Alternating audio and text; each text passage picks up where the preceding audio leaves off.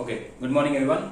सो previous lecture में हमने क्या देखा था? प्रीवियस लेक्चर में we studied about three types of connectives, that was and, it is also called as conjunction, or it is called as disjunction, and not, which is also called as negation. So and का logic हमने ये देखा था कि अगर and में एक भी स्टेटमेंट फॉल्स है तो पूरा कंपाउंड स्टेटमेंट फॉल्स हो जाता है। एक भी स्टेटमेंट फॉल्स है तो पूरा कंपाउंड स्टेटमेंट फॉल्स है। और में हमने क्या देखा था? अगर एक भी स्टेटमेंट ट्रू है तो कंपाउंड स्टेटमेंट ट्रू हो जाता है। एक भी स्टेटमेंट ट्रू है तो कंपाउंड स्टेटमेंट ट्रू हो जाता है। एंड नॉट में क्या था? उल्टा, ट्रू जो है वो फॉल्स हो जाएगा, फॉल्स जो है वो ट्रू हो जाएगा। So in all there are 5 connectives, total 5 type के कनेक्टिव्स है। तो 3 टाइप के कनेक्टिव्स हमने पिछले लेक्चर्स में कवर किए थे। आज हम लोग एक नया टाइप का कनेक्टिव पढ़ेंगे, दैट इज इफ देन। अगर आपने दो स्टेटमेंट को ज्वाइन किया if then it is called as implication. Okay, so मैंने स्टेटमेंट क्या लिखा? If P and Q are two statements, then P implies Q is written as P and Q are two statement। तो P implies Q को हम कैसे लिखते हैं? P implies Q को हम लोग ऐसे लिखते हैं, P से लेके एरो ड्रॉ करो Q तक, तो that is P implies Q। Okay, now suppose दो स्टेटमेंट दिया गया आपको, Sameer works hard and Sameer he will pass. Q मतलब क्या है? He will pass. P क्या स्टेटमेंट है? Sameer works hard. Q मतलब क्या है? He will pass. Then P implies Q is written as if Sameer works hard, then he will pass. If Sameer works hard, then he will pass. बहुत simple, देखो if ये अपना P हो गया, ये then और ये अपना Q हो गया। If Sameer works hard, then he will pass. Okay, so this is called as an implication. Now implication हम लोग ऐसे भी लिख सकते हैं, P implies Q. P is sufficient for Q. P only if Q। इन सबका मतलब P implies Q ही होता है। Okay, for example Sameer works hard implies he will pass। Sameer works hard is sufficient for he will pass। Sameer works hard only if he will pass। Okay, ये statement का भी मतलब P implies Q ही है। इन सब का मतलब P implies Q है। he will pass is necessary for Sameer works hard. Sameer works hard follows from Sameer will pass follows from he works hard। Sameer will pass when he will work hard। So इन सब का मतलब एक ही है, that is P implies Q। P implies Q। Is that clear everyone?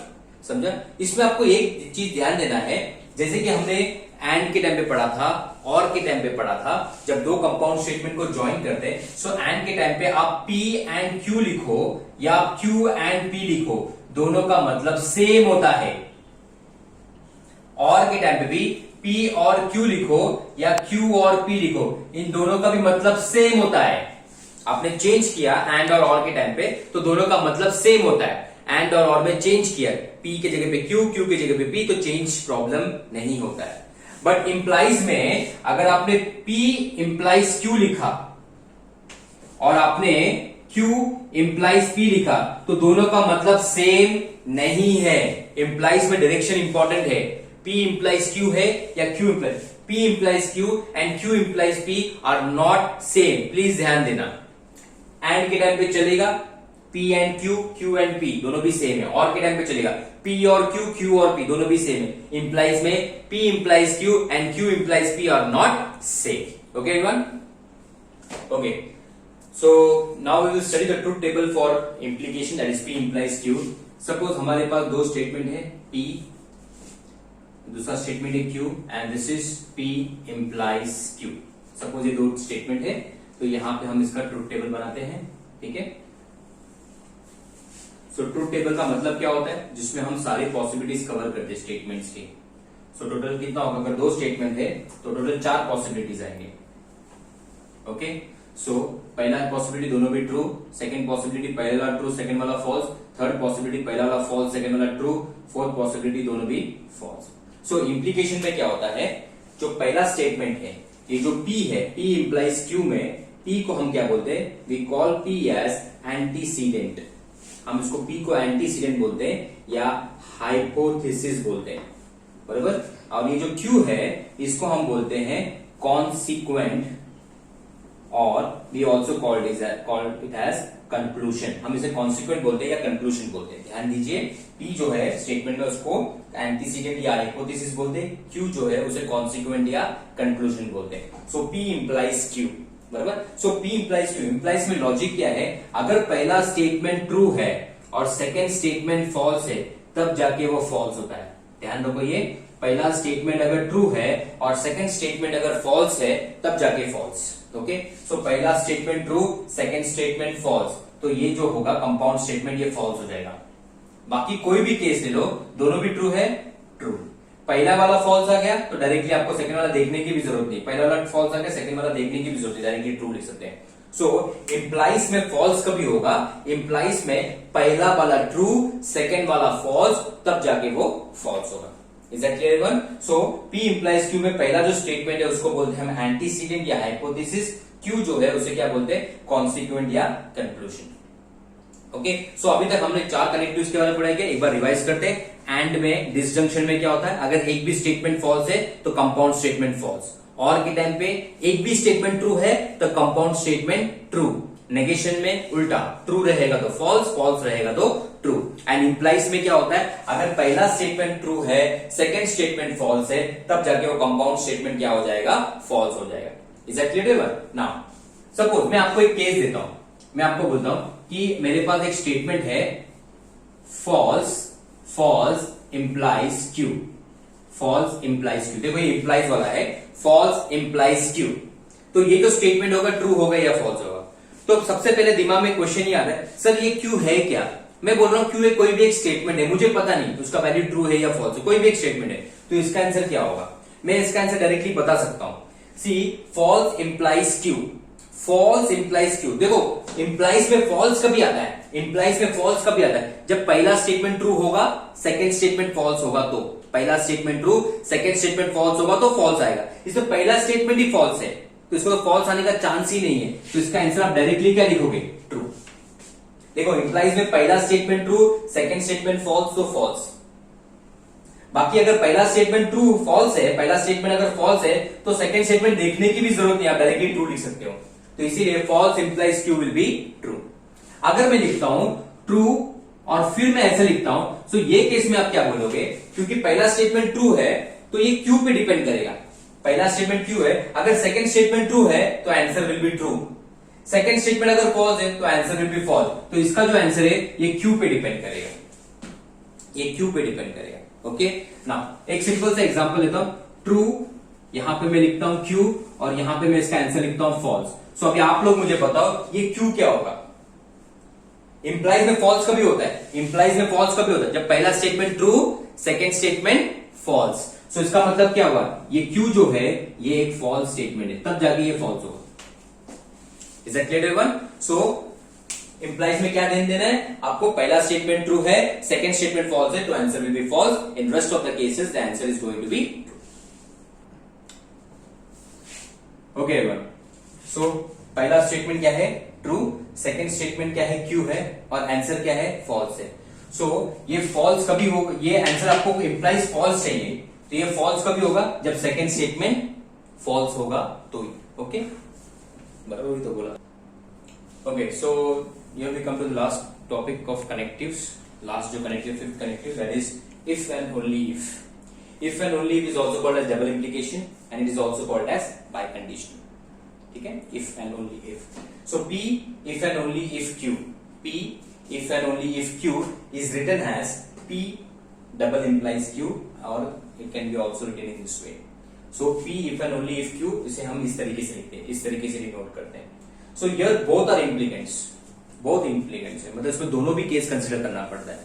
P, ये P implies Q भी है और Q implies P भी है। ओके, सो यहाँ पे hence P double implies Q and Q double implies P are same, because देखो arrow दोनों तरफ जा रहा है, P से Q की तरफ भी जा रहा है और Q से P की तरफ भी आ रहा है, इसलिए दोनों साइड एरो है। इसके पहले वाला जो पढ़ा था हमने वो सिर्फ एक ही डायरेक्शन था, यूनिडायरेक्शनल था, P से Q की तरफ, इसलिए वहां पे P implies Q and Q implies P दोनों भी अलग अलग है। यहाँ पे ये एरो दोनों साइड है, इसलिए P double implies Q and Q double implies P are same. देखो P double implies Q can also be read as, हम इसको ऐसे भी ले लेते हैं क्योंकि मैंने बोला इसको उल्टा भी कर सकते हैं, उसको लिए क्या लिख दें Q if and only if P, उल्टा Q if and only if P is necessary and sufficient for Q, खत्म। दोनों के लिए दोनों चीज जरूरी है, नेसेसरी भी है सफिशिएंट भी है Q के लिए, सो Q भी नेसेसरी और सफिशिएंट भी है, सो Q is necessary and sufficient for P, इसका मतलब भी डबल इंप्लीकेशन हो गया। Q implies P and Q sorry P implies Q and Q implies P, मतलब दोनों भी। देखो तो इसीलिए हम लोग क्या करते हैं, जब भी आपका डबल इंप्लीकेशन आता है तो उसे हम ऐसे भी लिखते हैं P implies Q and Q implies P, इसको हम लोग ऐसे लिखते हैं P implies Q and Q implies P। देखो बहुत इंपॉर्टेंट है ये, याद रखना है आपको। P डबल इंप्लाइज Q, दोनों साइड P से Q की तरफ भी, Q से P की तरफ भी, और बीच में इज दैट क्लियर? सो याद रखो इंप्लाइज होता है, इंप्लाइज वो एक ही डायरेक्शन होता है, इसलिए P implies Q and Q implies P अलग अलग है, बट डबल इंप्लीकेशन में दोनों साइड एरो है, इसलिए आप ऐसा लिखो या ऐसे लिखो, दोनों दोनों मतलब सेम होता है। ओके, सो इसमें क्या होता है, इसमें आपका जो ट्रुथ टेबल होता है, दोनों भी जो कंपाउंड स्टेटमेंट है, डबल इंप्लीकेशन में कंपाउंड स्टेटमेंट ट्रू होता है कभी जब दोनों भी सेम होगा तो। फॉर एग्जांपल अगर मेरे पास दो स्टेटमेंट है P Q एंड उसका जो compound statement P double implies Q, सो यहां पे टोटल 4 पॉसिबिलिटीज कंसीडर करना पड़ेगा ट्रुथ टेबल में, क्योंकि दो स्टेटमेंट्स है मेरे पास। ओके, सो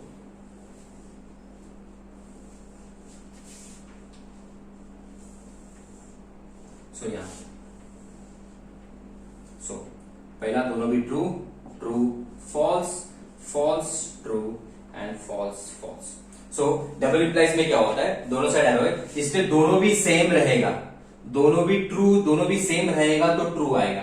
देखो दोनों भी ट्रू है तो ट्रू, दोनों भी फॉल्स है तो ट्रू, मतलब दोनों भी सेम रहेगा तो ट्रू आएगा। अलग अलग होगा, जैसे यहाँ पे ये ट्रू ये फॉल्स है तो ये फॉल्स हो जाएगा, ये फॉल्स है ये ट्रू है तो यहाँ पे ये भी फॉल्स। सो डबल इंप्लीकेशन का बाय कंडीशनल का ट्रुथ टेबल में क्या लॉजिक याद रखना है, अगर दोनों भी सेम है तो ट्रू, अगर दोनों भी अलग है तो फॉल्स। ओके, नाउ इसका देखो मैं ऐसे लिखता हूं, मैं डब true double implies Q equals to, मतलब इक्वल टू ट्रू, तो इसमें Q का वैल्यू क्या होगा, ट्रू डबल इंप्लाइज Q। मैंने क्या बोला था, डबल इंप्लाइज में ट्रू कभी होगा, डबल इंप्लाइज में ट्रू कभी होगा, डबल इंप्लाइज में ट्रू तभी होगा जब दोनों भी सेम रहेगा। तो ये ट्रू है तो ये दोनों को सेम होना पड़ेगा, मतलब ये Q क्या हो गया, this Q is also true. समझा ये? सपोज मैंने दिया फॉल्स, सॉरी यहां पे P double implies false is also true, so वहां पर सेम थिंग, डबल इंप्लाइज में लॉजिक क्या है, दोनों को भी क्या होना पड़ेगा, दोनों को भी सेम होना पड़ेगा, राइट? ट्रू के लिए both has to be same. So in this case अगर ये फॉल्स है तो इसको भी क्या होना पड़ेगा, फॉल्स होना पड़ेगा। डबल इंप्लीकेशन में दोनों भी सेम होता है, दोनों भी सेम होता है तब जाके ट्रू होता है, दोनों भी सेम होगा तो, जैसे ये ट्रू है तो इसको भी ट्रू होना पड़ेगा, दोनों भी सेम होगा तब जाके ट्रू होता है। तो ये वाला फॉल्स है तो मतलब P भी फॉल्स हुआ। अगर मैं ऐसे लिखता हूं false double implies P is equals to false, तो ये जो स्टेटमेंट ये फॉल्स है, ये कंपाउंड स्टेटमेंट फॉल्स हो गया। डबल इंप्लाइज में फॉल्स कभी होता है जब दोनों भी अलग अलग होते हैं, जब दोनों भी डिफरेंट होते हैं, तो मतलब ये फॉल्स है तो इसको डिफरेंट होना पड़ेगा, उल्टा होना पड़ेगा, तो मतलब ये क्या हो जाएगा, this has to be true. Is that clear to everyone? समझा? सो डबल इंप्लीकेशन में लॉजिक याद रखना है, अगर दोनों भी सेम है तो ट्रू है, देखो दोनों भी सेम है तो ट्रू है, दोनों भी सेम है तो ट्रू है, दोनों अलग अलग है तो फॉल्स है। Okay, so in this case true double implies Q equals to false, तो डबल इंप्लीकेशन ट्रू कभी होता है जब दोनों भी सेम होता है, तो दोनों को सेम होना पड़ेगा, मतलब ये ट्रू है तो Q को भी ट्रू होना पड़ेगा। P double implies false equal to true, double implies में फॉल्स सॉरी डबल इंप्लाइज में ट्रू कभी होता है जब दोनों भी सेम होता है, तो दोनों को सेम होना पड़ेगा, मतलब ये फॉल्स है तो P को भी फॉल्स होना पड़ेगा। False double implies P equal to false, double implies में फॉल्स कभी होता है जब दोनों भी अलग अलग होता है, मतलब अगर ये फॉल्स है तो ये क्या होगा, ट्रू होगा। ओके ओके, सो हमने जो कॉन्सेप्ट है 1.4 के पहले जो रिक्वायर्ड कॉन्सेप्ट है वो सारे कवर कर लिए। सो नेक्स्ट लेक्चर में हम लोग 1.4 जो एक्सरसाइज है वो कंप्लीट करेंगे। Okay, bye bye.